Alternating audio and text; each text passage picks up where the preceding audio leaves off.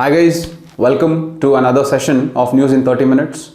Today, let us discuss the important issues of 17th of October 2023. There are few pertinent issues of polity and governance that you should know from the mains as well as prelims perspective. So let us start the discussion. So the first issue of the day is rail modernization cannot be at the cost of passenger safety. Okay, so this article is written on the backdrop of yesterday's Northeast Express derailment in Buxar district of Bihar, which is an unfortunate event. Now here the author argues about a dichotomy. Okay, the author argues about a dichotomy, and this dichotomy is mainly regarding two things. One is rail modernization and the other is rail safety. Okay, so here the author first gives few facts to tell that we are taking up rail modernization, but again the author uses CAG report to show that we are compromising on rail safety. And finally the author argues that rail safety is not mutually exclusive with rail modernization and it should be integral part of rail modernization. Okay, so what are of the few facts that we have to know about rail modernization that we have taken is, the first thing is budget 2023, okay, gives the highest allocation in the history of Indian Railways in the year 2023. It is almost allocated 2.5 lakh crores. This is the highest allocation of Indian Railways in the history of Indian Railways itself. Okay, so this is the highest allocation that has been given. The second is, we have also started with something called Vande Bharat trains. Okay, for this we have had a budgetary allocation of almost 1349 crores and we have already launched 34 trains, which is good because the more we launch this, it helps facilitate mobility and mobility will bring economic development. Okay, the last is a large redevelopmental plan. A large redevelopment plan is undertaken to update 508 stations, to update 508 railway stations across the country. Correct? So this large redevelopment plan has been allocated a sum of 24,470 crores. Okay, so these are some of the steps that have been taken to modernize railways, which is good because railways are engines for the growth of India. However, the author now argues how we have compromised on rail safety. Okay, first the author tells, in the last 1 year we have seen 3 derailments. Okay, yesterday's event is the Northeast Express that has derailed in Buxar district of Bihar.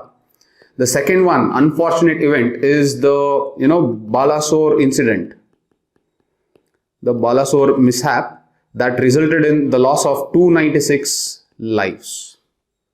Correct? So these are few derailments that are happening that shows us that there is a railway safety that we are compromising on.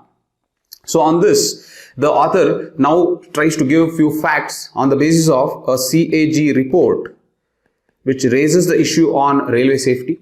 Okay, in that the first one the author tells is, out of the 8 railway zones that the CAG had assessed, in all these zones there was a reduction in track renewal. Okay, there was reduction in track renewal. Now let me tell you why track renewal is very important. The same CAG report tells, out of all the derailments, 25% of derailments, okay, 25% of the total derailments occur because of lack of track renewal. Now when we know that 25% of the derailment is occurring because of track renewal, we should understand the importance of track renewal. However, 8 railway zones, you are seeing reduction in track renewal. This is compromising the railway safety. The second argument that the author says is, the CAG report also points to the lack of inspection as well as timely submission of reports. This is another issue that is highlighted in the CAG report. This is one thing the author substantiates how we are compromising railway safety. The third issue that the author tells is there is a program that we have started called Rashtriya Rail Sanraksha Kosh.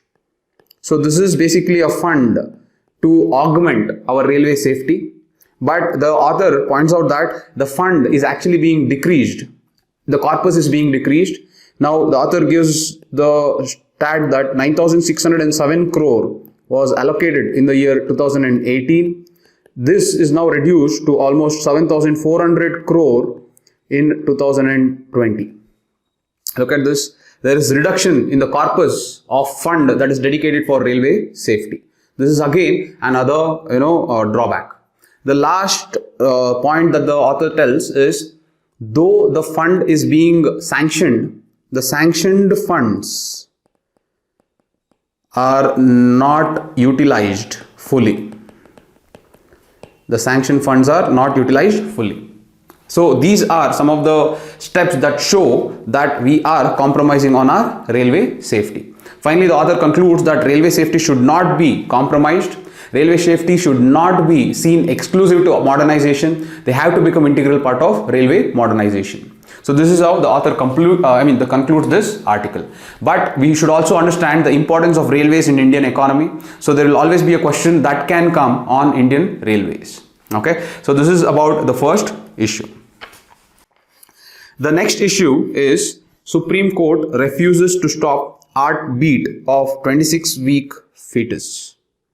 Okay, now this brings us to an act called Medical Termination of Pregnancy Act 2021.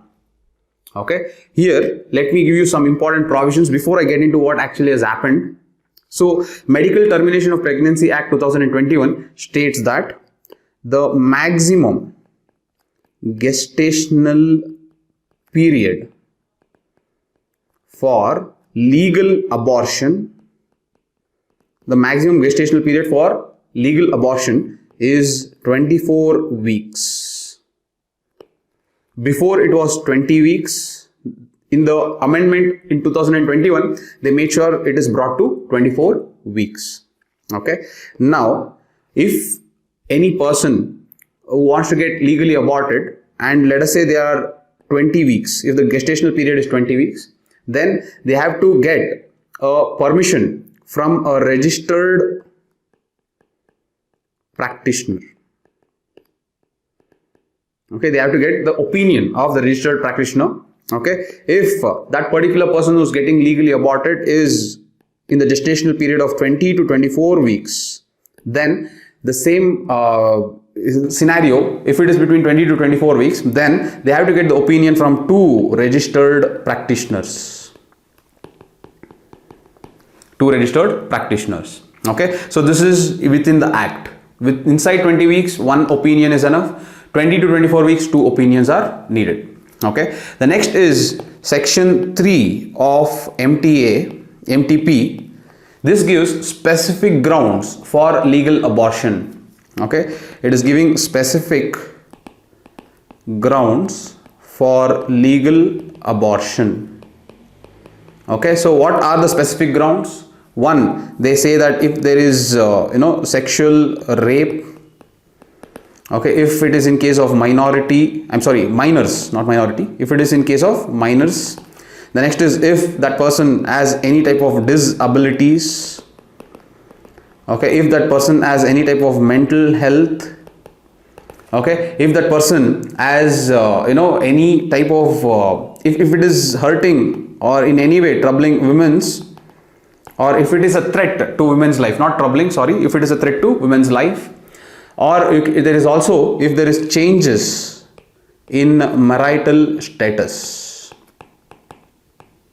Okay, if there is changes in marital status.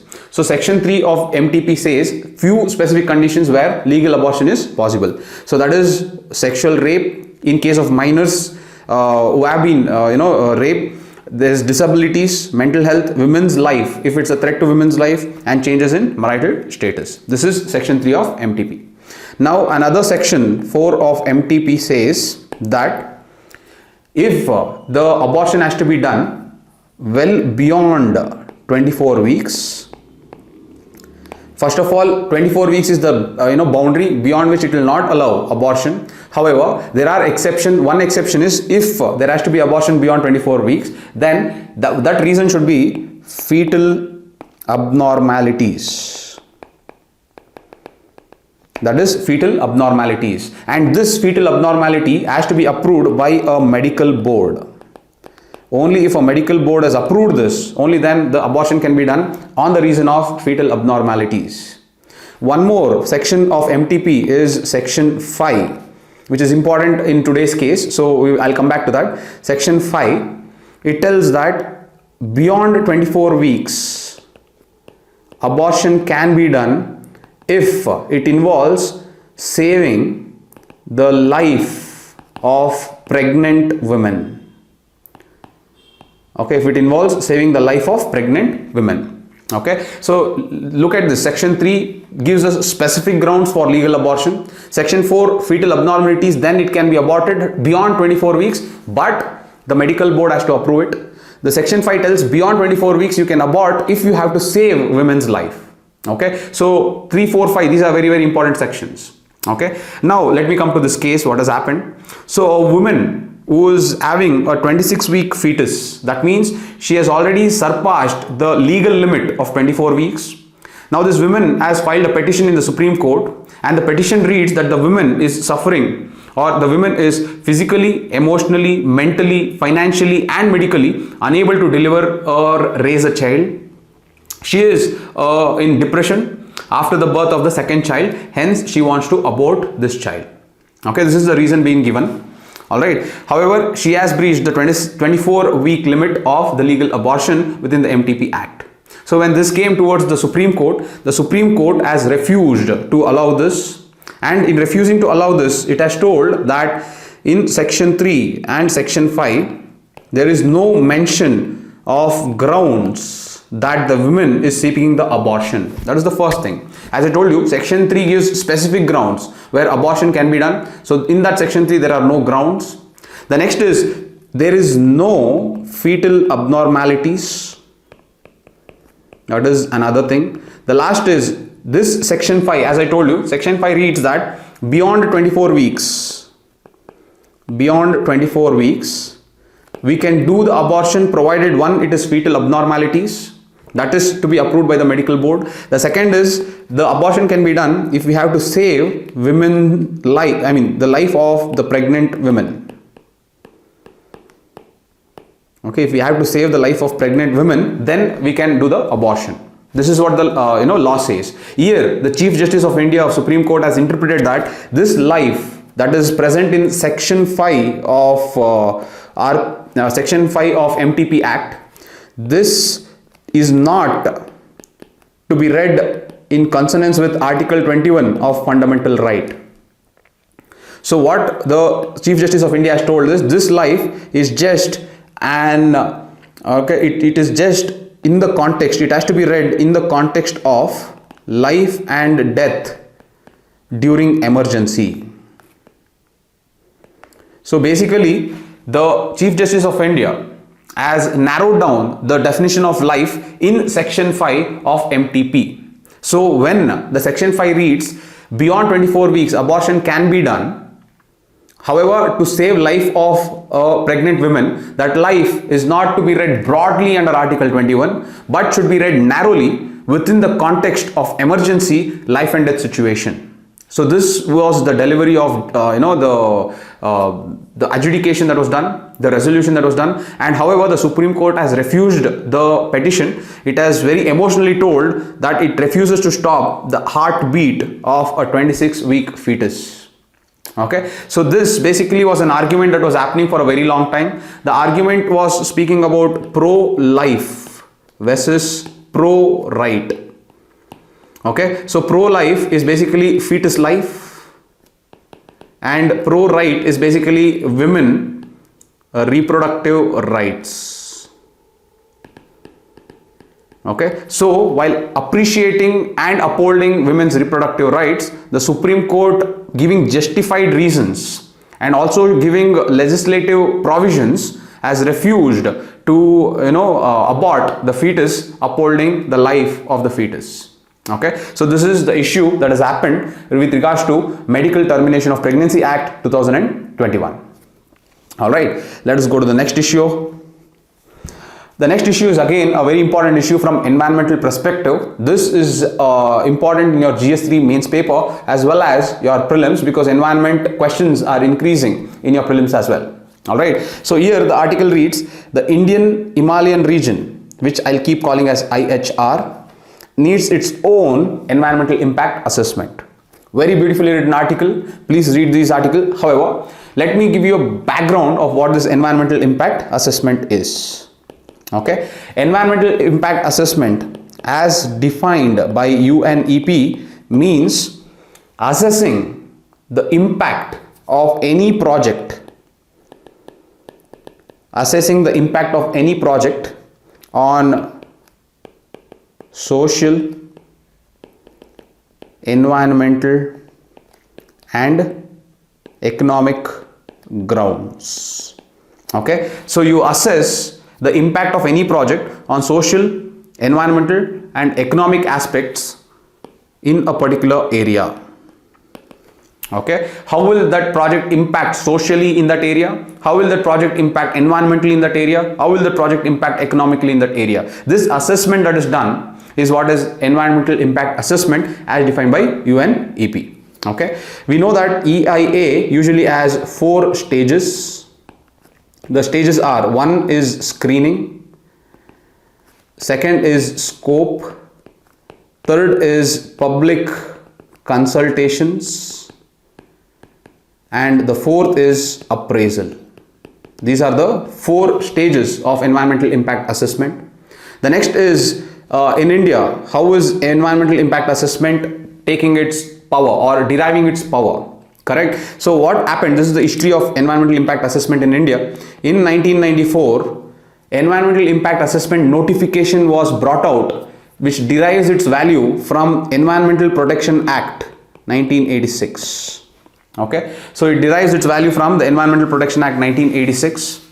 And further, after 1994 notification, this notification was further amended and EIA notification 2006 was brought out. This 2006 notification of environmental impact assessment is currently being used because they brought out another notification in 2020. However, there couldn't be a census that was developed, hence it was taken down. However, currently we are still using the environmental impact assessment notification of 2006. So this is the background about environmental impact assessment itself. Now let us look a few things about environmental impact assessment notification 2006.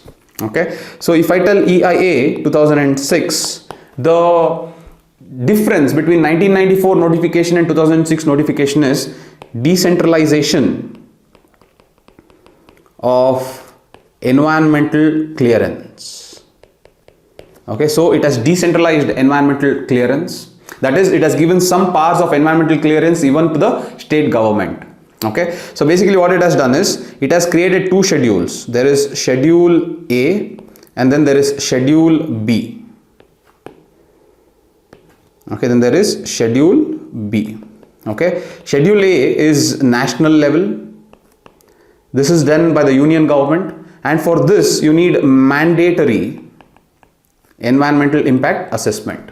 Okay, now Schedule B is where you have B1 and you have B2 projects. For B1 projects you need mandatory EIA, whereas for B2 you don't need mandatory EIA. Okay, so this is the overall working of the environmental impact assessment notification of 2006. All right, now let me come to the author and what the author is trying to argue.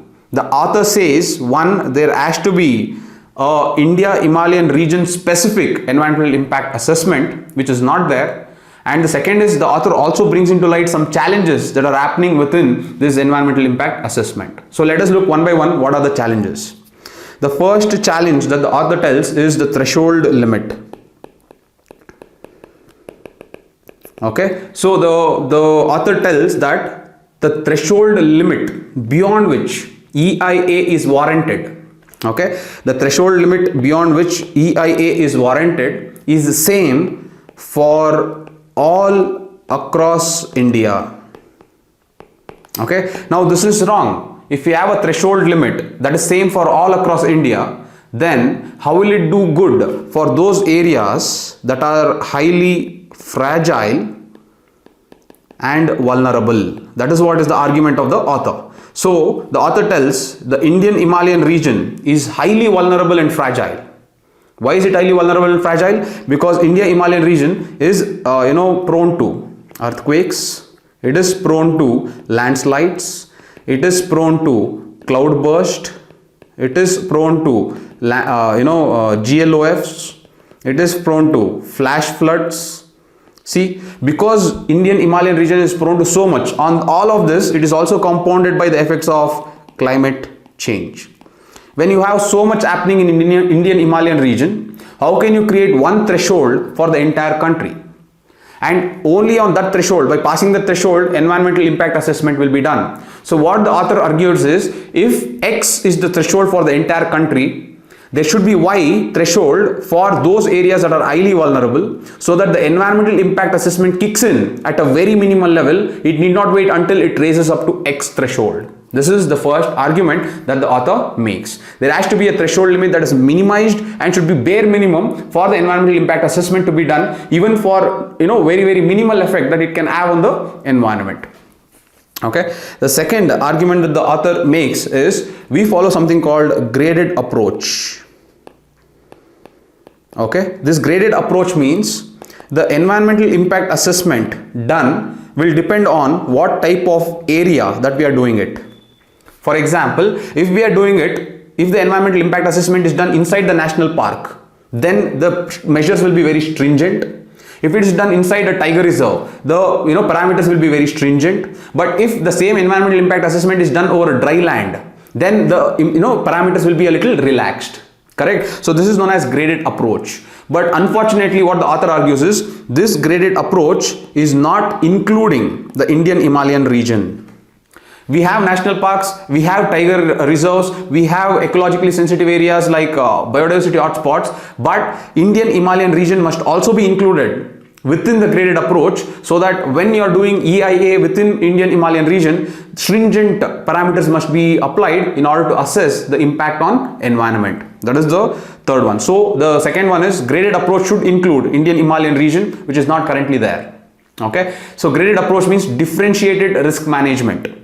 So in national parks or critical ecosystems, we have some way of assessing, and in other areas we have other way of assessing. This is differential risk assessment. So here, when we are taking national parks, when we are taking tiger reserves and other ecosystems, we have to include within that Indian Himalayan region also, is the second argument that the author makes. The third argument that the author makes is, if you take EIA, there is no independent regulator. Okay, so currently the EIA, its rules, its mechanism, its implementation, everything is overseen by Ministry of Environment. So there is no independent and transparent regulator who is overseeing the enforcement as well as implementation. The author also takes a Supreme Court case called Godavarman. It is Godavarman. Tirumalpad versus Union of India case.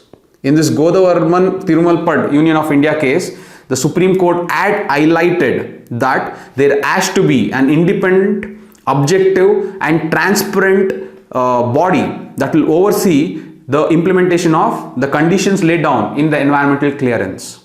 Okay, so this again, this is not done. So third, there is no independent regulator even today. The fourth argument that the author tells is, whatever EIA that is being done, it is financed by project proponents. Okay, when the finance itself is done by project proponents, the assessment will always come in favor of the project proponents, right? So that is another argument that the the author makes.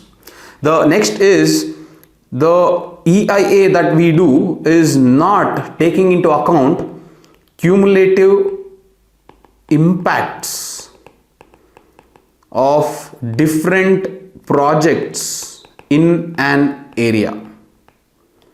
Okay, that is what the author is trying to tell is, if we are doing a particular project in Uttarakhand, we are only worried about the impact of that project in Uttarakhand. Whereas we have to take the cumulative impact of different projects occurring in Uttarakhand along with this project that we are considering in that assessment. That is what is the argument. The argument is, we don't consider the cumulative impact of all the projects in the area along with this project. We are taking this project as an alone individual event and then assessing the impact on the environment, which is wrong. Correct? So that is another argument that the author makes. And the last argument that the author makes is, we are using box ticking approach. Box ticking approach is, EIA is done formality basis. It is not being done in spirit. It is not being done in value. It is only being done on paper. Public consultations are being done wherein public themselves are not aware about the consultations. This is another problem of environmental impact assessment. So these are the 5 important challenges that the author makes. To summarize the entire 5 challenges that the author makes, one is the threshold limit. Threshold limit cannot be uniform everywhere. It has to be unique to that particular ecosystem. Wherever it is highly sensitive, reduce the threshold limit. That is the argument. The second is the graded approach. Though we are using differentiated risk management approach, we are not including Indian Himalayan region into this graded approach. That is the second argument. The third is, there is no independent regulator. Okay, as told in Godavarman Tirumalpad case versus Union of India case, where the Supreme Court also highlighted that there has to be an independent regulator to oversee the implementation of environmental clearances. We still don't have the independent regulator. The fourth is, the financing is being done by the project proponents. That again favors them. The next is, we are taking no cumulative impacts. Cumulative impacts are not considered, individual impacts are considered. This is again wrong. And the last is, we are making it as a box ticking event.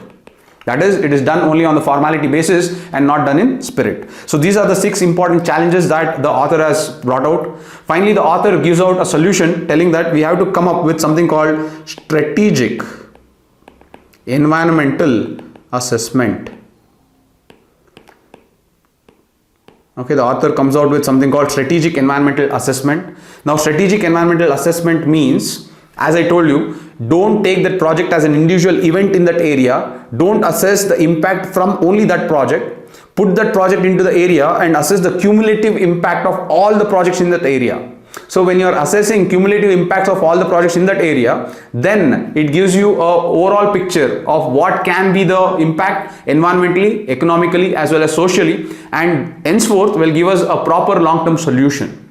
So that is what is strategic environmental assessment. Assessment that is done taking cumulative impacts in an area, and it is not considering just an individual project and individual impact. This is strategic environmental assessment. A very good way to end this particular article. It is a very good solution that you can use in your answer as well.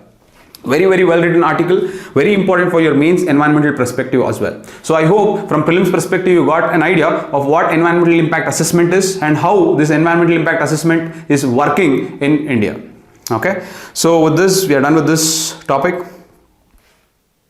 The last issue for today is the Supreme Court refers plea against Electoral Bond scheme to a 5-judge constitutional bench. Okay, so it has referred it to a 5-judge constitution bench, but we have to understand what is this Electoral Bond scheme.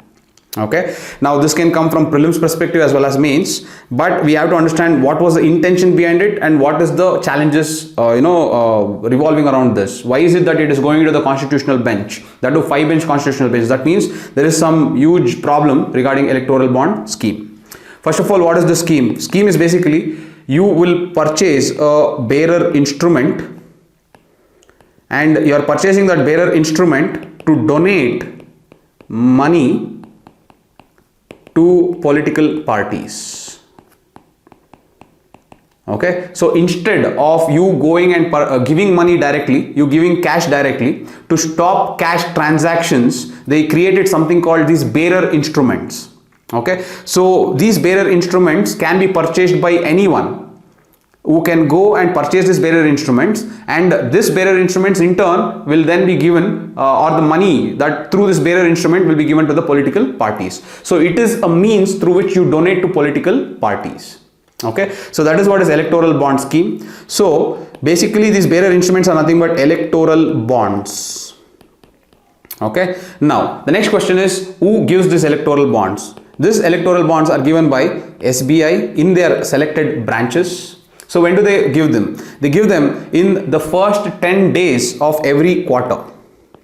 Okay, the first 10 days of every quarter. So there are 4 quarters. The first 10 days of every quarter you get these electoral bonds are released.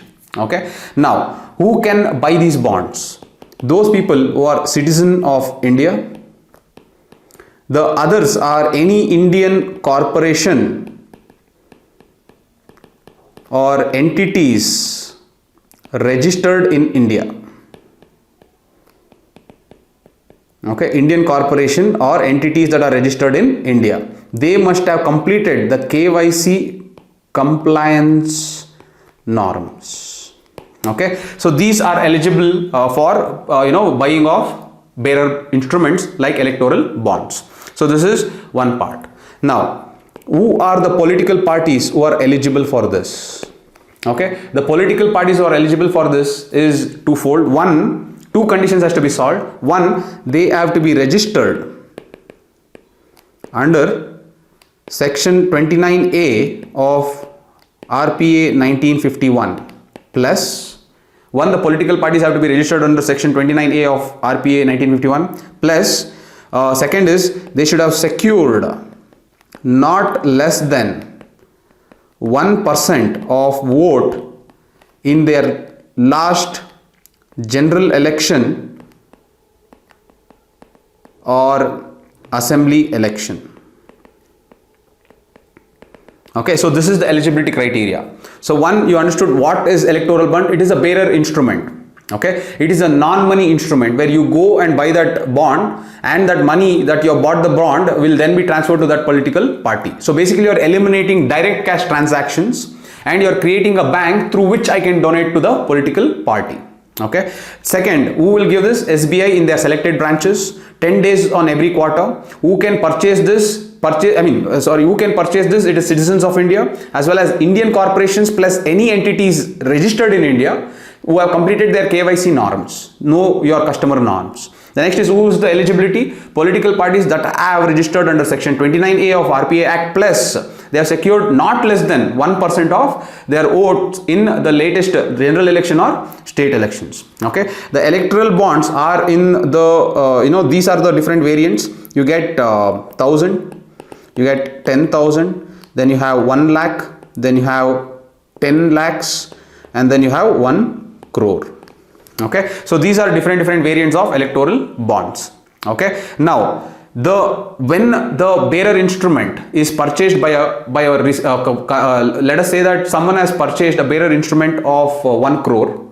Now the political parties will have 15 days to redeem that bearer instrument. That is, the political parties have 15 days to receive that money. They have to redeem that particular money in 15 days. If the political parties do not redeem that money in 15 days, then the SBI will donate that money to PM Relief Fund. Okay, this is another provision. So they have to redeem that bearer instrument within 15 days, the political parties. So this is another provision of electoral bond scheme. Okay, now all this is fine. This has brought in it has helped bring transparency in electoral funding. How? Because it will remove black money transactions or it will remove cash transactions. The second is this fund where the political parties will receive the money. This fund has to be shown to Election Commission of India. Also, the political parties should explain the utilization of this fund. Okay, so one, you are removing cash transactions, that will help remove the problem of black money. The second is the fund is exposed to Election Commission of India, the political parties fund is exposed to Election Commission of India, and also they have to explain how the fund is being utilized. The political parties have to explain it to the ECI. So this brings a type of transparency. Okay, now what are the challenges? Why is it that this bond scheme is being referred to a 5-judge constitutional bench? These are the following challenges. Okay, though we are speaking about the good things about this scheme, look how this scheme has created something called anonymity and unlimited funding for political parties. This is the problem of electoral bond scheme. Okay, what is this anonymity? Let us talk about it. See, according to this particular provision, neither donor nor political parties are required to disclose names. See, neither donor, because they have amended the Income Tax of 1961, they have amended so that donor also need not disclose that that person has donated to someone, and neither the political parties. This they have done by amending RPA Act 1951. They amended RPA Act 1951 and told even the political parties need not disclose the name. Now, when you don't disclose the donor, nor when you don't disclose the donor also is not disclosing to whom the political parties the donation is done. The political parties are also not disclosing whom the money is coming from, the donor's name. Then this creates a lot of anonymity, and the Supreme Court has read that this anonymity is breaching the right to know. This right to know is a part of right to information of Article 19. Okay, so this is the first challenge. There is very high anonymity with respect to who the donor is and what is the donor, to which political party is the donor donating it though. Okay, this is the first challenge. The challenge is anonymity. The second challenge that is created is, see, at the end of the day, SBI will have the information, since it will only take donations from KYC norms. Those people who have they have taken up KYC compliance norms, correct? However, the SBI is government backed bank. Okay, since it is a government owned bank, the government can take information from the SBI, and this will create advantage for the government against the political opponents. That is the second argument.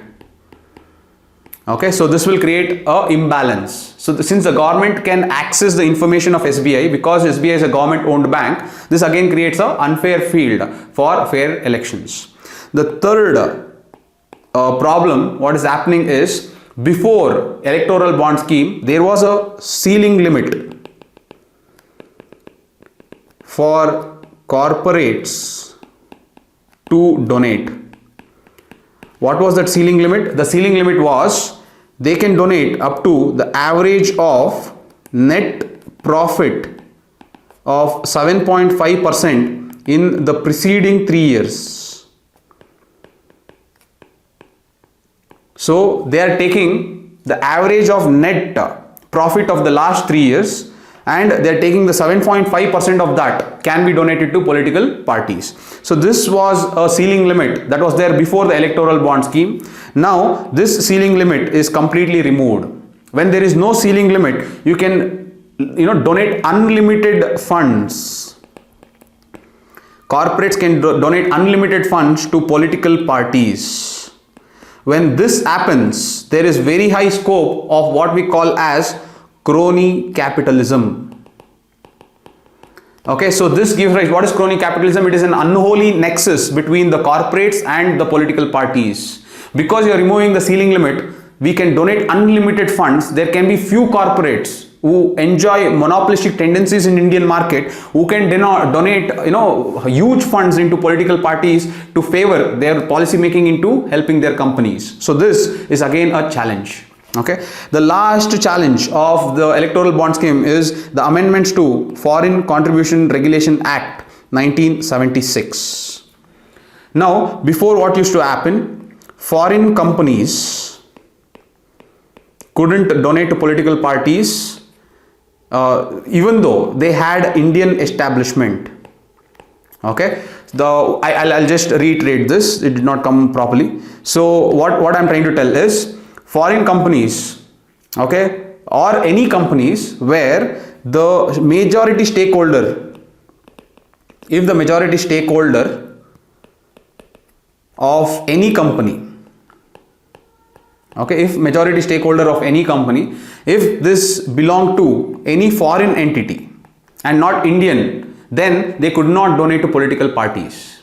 Okay, however, now what has happened, they have removed this clause. So if any company, if that company is registered in India and if that company is given the KYC compliance in SBI, provided that company's majority stakeholder is still a foreigner or a foreign institution, they can donate to the political parties. Now this will bring huge foreign inflows into political parties that in turn can influence the policy making in India.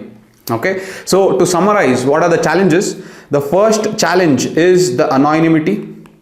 Anonymity is the amendments done in Income Tax Act so that the donor need not specify the donation being done. The RPA Act is also amended. RPA 1951 Act is amended so that the political parties also will not display or disclose the information. Okay, that is the anonymity. The second is the SBI. Since SBI is a government owned bank, the government can always access the information of the donor and get to know the donation being done to their political opponents. The third is the 7.5% ceiling limit for corporates.